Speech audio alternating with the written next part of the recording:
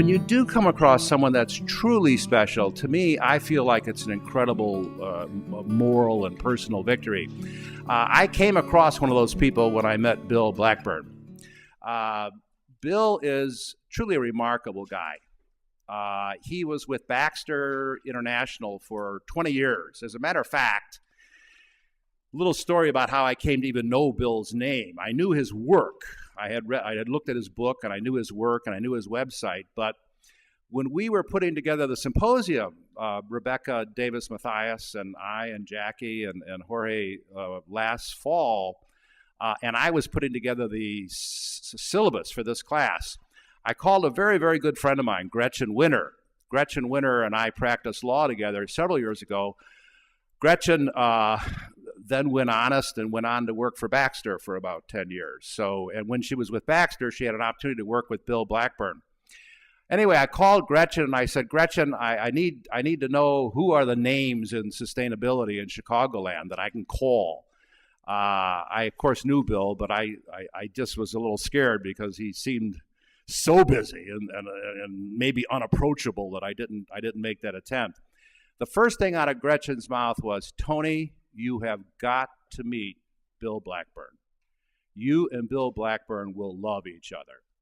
Now, no, Carol, now, come on now. And we do think alike. Bill and I have been to lunch, and boy, I'll tell you, I could sit and listen to him for hours and hours and hours because what he has to say is just so exhilarating, so thrilling. This is one of the giants in the world of sustainability. He really is.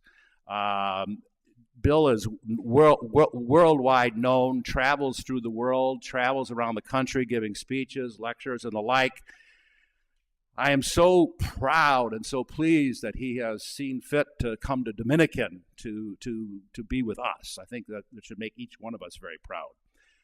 Bill is the author of this rather remarkable book. Strike the word rather. This remarkable book, Sustainability Handbook.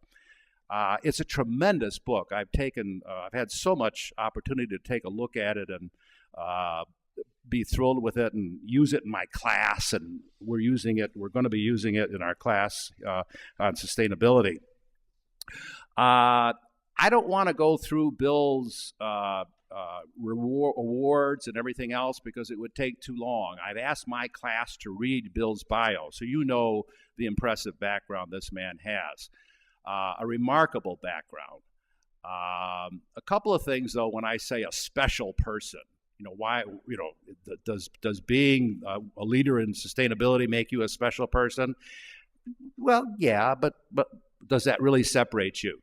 Does being the author of this book make you a special person? Yeah, but I mean, is it what I mean by a special person?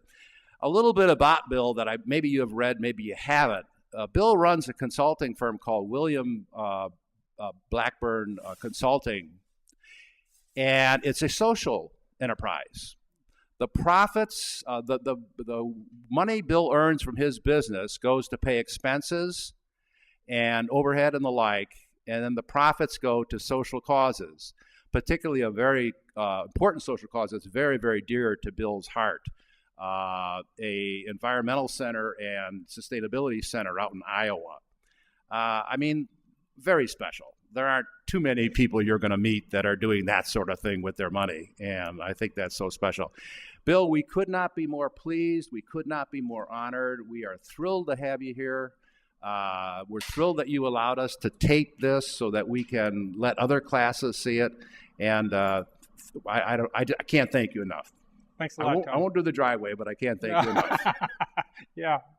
Well, my only regret is that my mother wasn't here to hear all of that. I don't know how much she would believe, but thanks a lot, Tony. I wanted to start today with a simple question.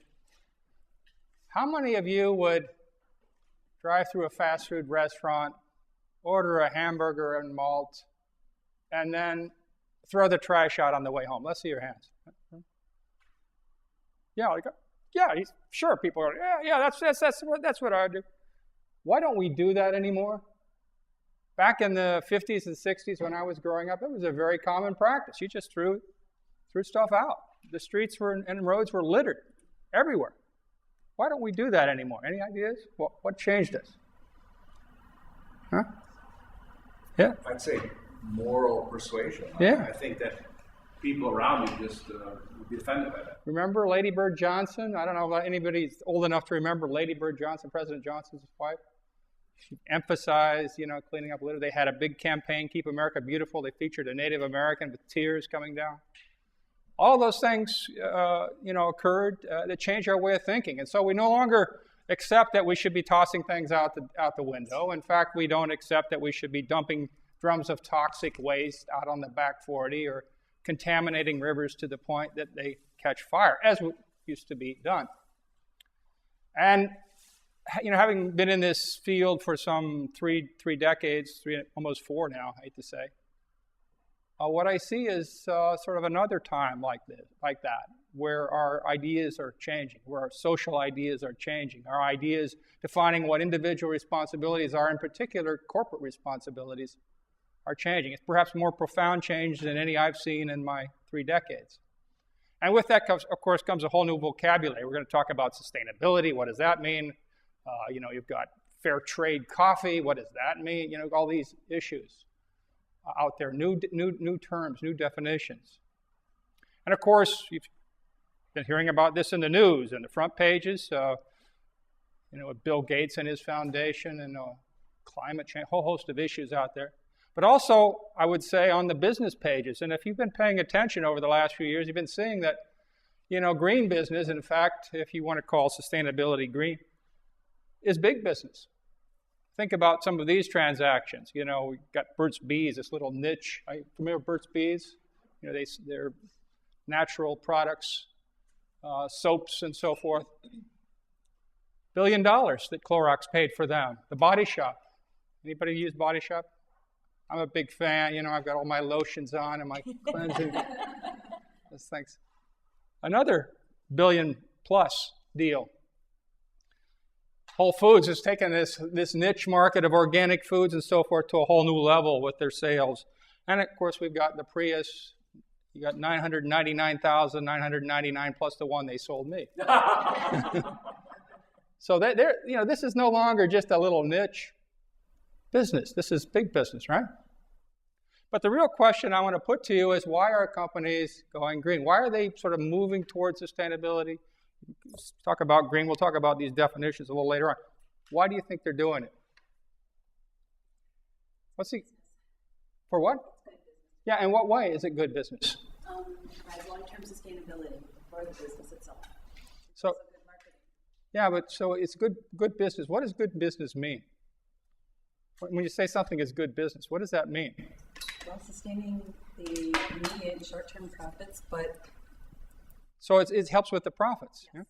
So you're saying there's a way of doing this that's going to help us make money. Yes. How do you make money? How does a company make money? You're attracting customers. Customers, yeah. So customers, yeah, that's an important aspect of this, isn't it? Yeah, absolutely. Customers having different views about products than they used to have in the old days. What other ways do you make money? If you're trying to be a business, how do you become profitable? Efficiency. Yeah, what else? What's that? Strong client base, absolutely. Anything else? Innovation. Innovation, yeah. Coming up with new ideas, new ways to approach your products. A whole host of things. Well, I actually asked some companies this. I had a study with the Conference Board. Anybody familiar with the Conference Board? It's a big organization of the Fortune 500 companies. I was involved with that for a while. Actually was one of the senior fellows for a number of years doing some research for them. And so I got together some of my old friends from major companies, and I said to them, look, guys, I understand that you're investing more resources, more time and money and effort in this whole sustainability area. Why are you doing that? What's driving you? What within your organization is causing you to decide that we should, get more involved with this? And so here's what they told me. This was 18 major corporations, all of whom were increasing resources in this area. They said, first and foremost, it has to do with the customer.